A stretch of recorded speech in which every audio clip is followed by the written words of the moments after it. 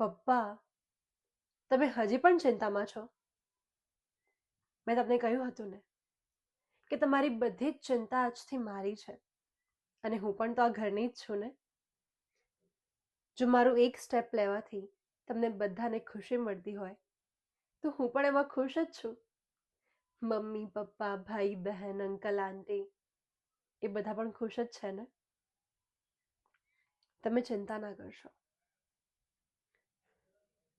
પપ્પા, તમને ખબર છે, પીંછી છે ને, બજારમાં બહુ મોટી કિંમતે નથી વેચાતી, પણ જો એ વેચાવાની શરૂ થઈ જાય ને તો આ કેનવાસ કોરું રહી જાય, અને કલર્સ એ તો બધા સુકાઈ જાય.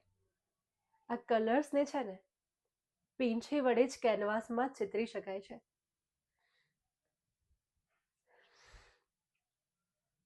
હું પણ તમારા બધાની ખુશીમાં ખુશ જ છું પપ્પા. તમે ચિંતા ના કરશો.